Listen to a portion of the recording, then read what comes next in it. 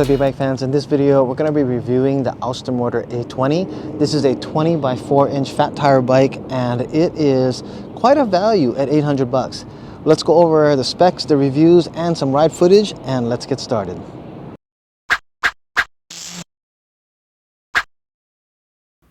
Okay, so because this bike is an $800 bike, I wanted to show what it looks like to put this kind of a bike together. It is a folding bike, so it's pretty easy to do it. As you can see, the parts that I'm taking out, the front wheel came out. These are the accessories, including the charger. And I have the fender that came out, and also it came with a foot pump. And I put on my back brace to pull it out of the box. It was actually not too heavy because, one, the battery doesn't come with the bike inside the box. It came out separately. It was pretty well wrapped, so as you can see, there's a lot of insulation wrapping to be removed. And that really did help. I didn't have one scratch on the bike when it was arrived.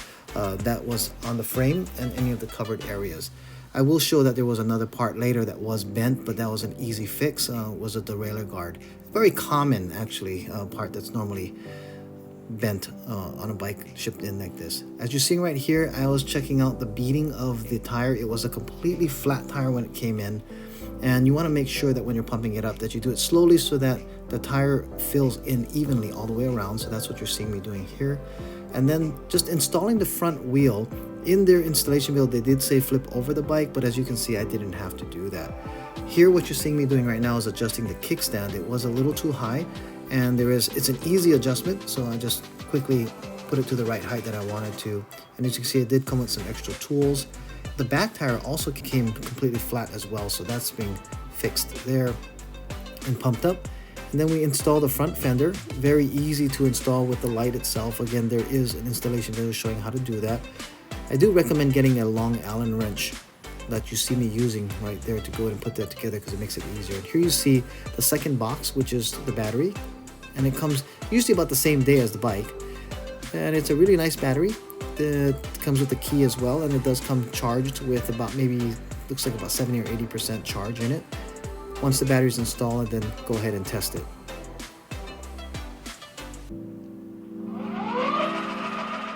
Okay, after the testing is done, take back out the battery to finish the rest of the installation, which is basically adding the seat in. And then I'm going to be putting in the pedals next. First the left pedal, and then I'm going to put in the right pedal. Tighten them down, and then I'm also going to go ahead now and tighten up the front nuts, making sure they're really tight. Now, the one thing that did need a lot of adjustment was the brakes. So what you see me here is adjusting the brakes to get them right. Once they're adjusted, they worked fairly decently, enough to go riding, and just needed the last supervisor's approval there that you see, checking it out, and we're ready to get going. Okay, so one of the cool features about, of course, a folding bike is that it folds. And this bike is a little, I don't know if I'd say easy to fold, but it does have its folding ability just by putting that up here, just putting that together here, and basically you can just go ahead and fold the frame right there. Because it's not as heavy as some of the other folding bikes, I would say usually I like to fold bikes this way, by putting the pedal about there. What is that, about a 7 o'clock? Oh. Now the problem, this one is, the frame is a little tight, but from here, it also has a little stand in the middle there to keep the bike from striking the bottom.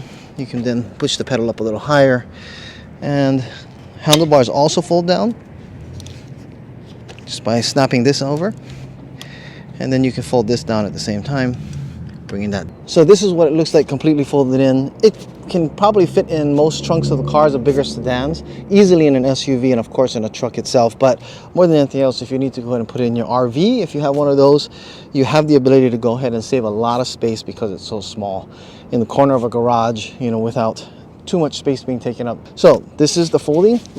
Same opposite way it is to unfold it. I would say go ahead and put this up first. Then of course I would just hold the back brake, and a lot of times you can just roll the bike open. Now this again is still newer, so it is a little tighter to push out.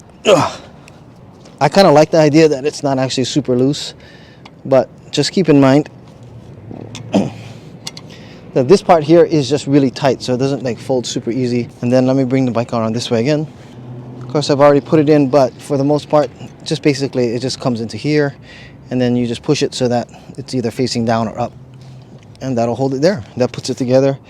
You do have 2 bottle cage bosses here as well, and that way you can go to put a bottle. Of course, having a bottle this way, maybe not ideal, but if you look in the ride footage, you'll see that I have one of the e-bike products bottle bags. Fits perfectly on here. I would put probably 2 side by side. You can also have a lot of dash space for other things here. But let's take a closer look at the bike and the specs from front to back, top to bottom. This is a 36 volt, 13 amp hour battery. And the reason why I want to start here is that because for an $800 bike, I wasn't really expecting to have a battery that's going to be 13 amp hours. Now at 36 volts, I was also thinking, well, then that makes a little more sense because it would be probably less powerful. It doesn't feel like it's just a 36 volt. It actually does perform as well as any high-end 500 watt fat tire bike at 20 inches. And it's pretty amazing. I'm going to say that I was pleasantly surprised at how fun this ride was and how much you can get for $800 in today's e-bike world. So let's go ahead also and talk next about the gearing that we have here. And the reason why I talk this about, because it is Shimano. Now it is the tourney derailleur here, so it's fine. I mean, it is a lower end of the Shimano shifters, but very, very usable. Lots of bikes actually use the tourney shifter there, and like I said, it's a name brand, Shimano, so you have that already going for it. And then you also have your front chainring here. Now I was looking all over the place for the specs on what is the tooth ratio between the back, and I know the way that it rolled yesterday, it was probably a 14 tooth and maybe up to 32. Not totally sure on that, but it's standard of what you pretty much get on most of the other e-bikes in the more budget-friendly bikes. Now you also have a chainring in the front here that has double guards. Now it is plastic, I believe. It feels like plastic, but it does its job. You know, you're basically there to make sure that your chain doesn't pop off, and this will definitely keep it on there. You have your standard Wellgo pedals. Just they work perfectly fine, very functional. The other thing that you have here is your seat to get the battery out. Does need to lift up. It has a quick release latch here. This is a standard, actually a little more softer than some of the other seats I've actually come across on other bikes. It is actually decent. I mean, I've seen some other reviewers say that they would replace the seat right away, and it depends. If you're actually a person who has been riding bikes with harder seats, then this is going to be actually a perfectly fine seat because you're probably used to it. If you're not used to riding and this is going to be a bike that you haven't jumped on in a while, you will have to kind of spend a little time to get used to it, or just replace the seat. You know, it's a very easy process to replace. Many seats use this kind of standard mounting adjuster, and you can adjust the angle. One of the smaller annoyances that I came across was that in order to take the battery out, you do need to unlatch the seat here because this part does hit and it will get in the way. Not a big deal because the seat is really tight to get in. So when you open it up, you don't have that issue where the seat falls down. You have to readjust it all the time. It'll stay where it's at. Just get that out of the way, pull the battery out, and I'll show a demonstration of getting the battery out a little later on in the video itself. The other part of this battery is that it comes with a 2 amp charger, and you basically just plug it in. Kind of looks like one of those microphone XLR adapters. Stick it in there. Takes about 4 to 5 hours to recharge from a complete dead state. I don't recommend, of course, getting your battery to go that low, but with a estimated 25 miles, what they said on this, or 20 to 25. If you use full throttle, you're probably going to get a little less than that, but it is true what they say that it sustains 24 or 25 miles an hour, because I said surprisingly it does, and it does in throttle only as well. Even on pedal assist 1, and you just throttle it all the way, it'll actually go up to that 24 and hold it there, and it's kind of fast. I mean, that's actually puts it in above a class 3 range, so technically it's only supposed to be used off-road at those speeds. It's not even a class 3 because the throttle goes above 20 miles an hour, but you can turn down the motor to keep it within a class 2. That's not an issue at all here. The other thing that you do have is integrated headlights. You do not get a tail light here, but it does come with a reflector that you can attach to it. I did not put it on. Just didn't feel as though it was necessary yet to go and do that. Okay, so the other thing you have is, it's just your standard Chow Yang 20 by 4 inch fat tire. Feels very comfortable. This is a very common tire used in a lot of 20-inch bikes. Very usable and very functional. If you keep it a little lighter in pressure, you get a lot more of the roughness of a road absorbed into the tire itself, so it gives a very comfortable ride. Chow Yang tires, well, in fact, most fat tire bikes, you will have a loud rolling rumble of the tire as it goes ahead. It's kind of like having those big monster trucks. Those tires just make a lot of noise, and sometimes I think it's kind of cool to have that noise. I mean, it makes it feel as though that you're riding something with power, because the motor is not very loud at all, you know. You do have a max inflation of these tires up to 20 psi. That's typical. If you're going to ride in snow or sand, you can probably do that with this bike without any issue, because there is enough power to do it. But you have to bring down the tires to about maybe 5 to 10 psi to go ahead and maintain a little more stability in that kind of terrain. The cable management on this is actually surprisingly nice. Like I said, for a cheaper bike, they actually did spend some detail on that. And it's nice when you have cables that are wrapped really well from the beginning, especially for a folding bike, because when you hinge up and down on this, a lot of times you're going to have rub in different areas. And if your cables are all loose and all in open areas, then you have lots of chances of it actually hooking onto things and, you know, start to fray the outside or the insulation of your cables. So this is a really nice job that they did with the cabling here. The other thing that's really interesting about this bike, which is I guess you would consider higher end, is that it comes with 180 millimeter rotors on the front, or 180 millimeter rotor on the front, and then it also, they do put a 160 millimeter rotor on the back here for your mechanical disc brakes. Now, the one thing I do have to say that is really on the lower end with this bike is the brakes.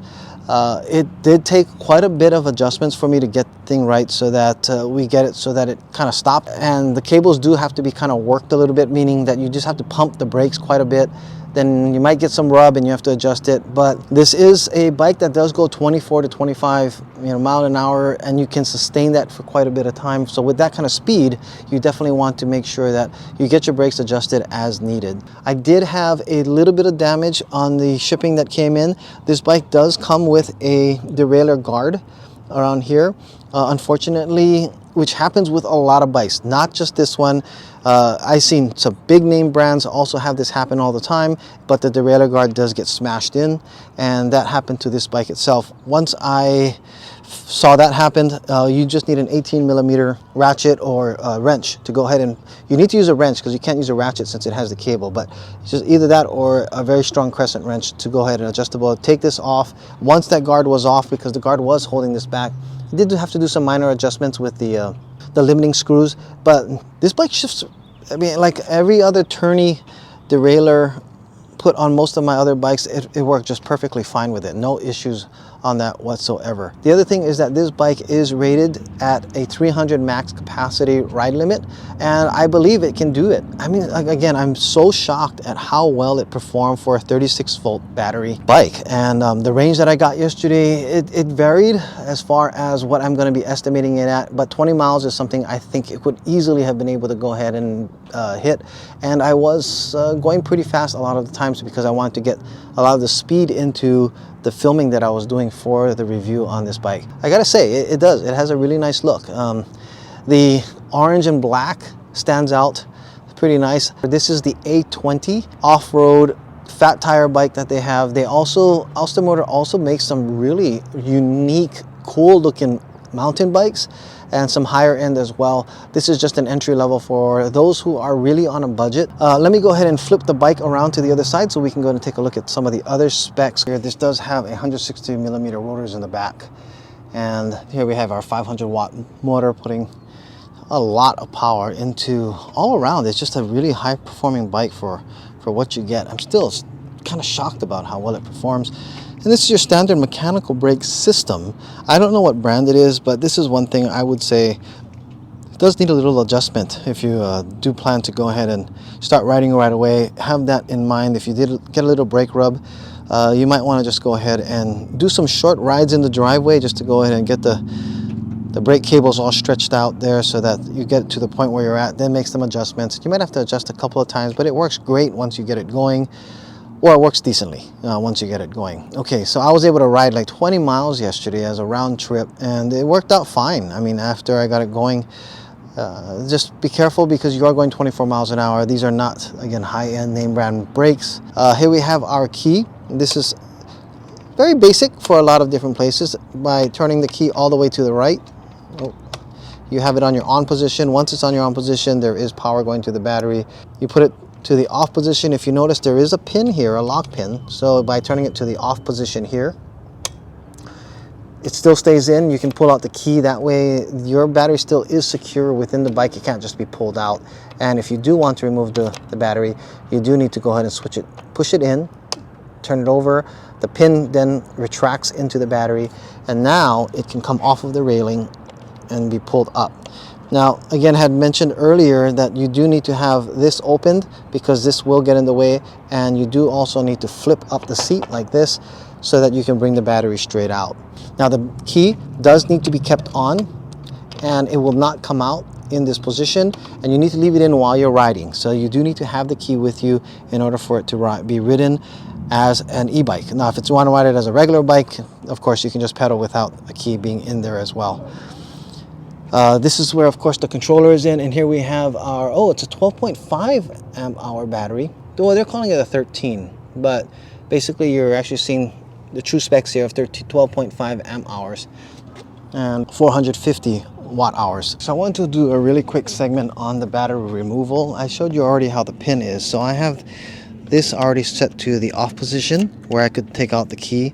I'm just going to leave it in there for now, but you lift the seat up here and you open that up, and you can basically pull the battery all the way out, and from there you can then charge the battery right here by taking it in the house, or you can actually leave it on the bike and also charge it there. To put back the battery, there is a rail here. This is where the lock goes into, so you just slide it down the rail and you kind of pop it in there,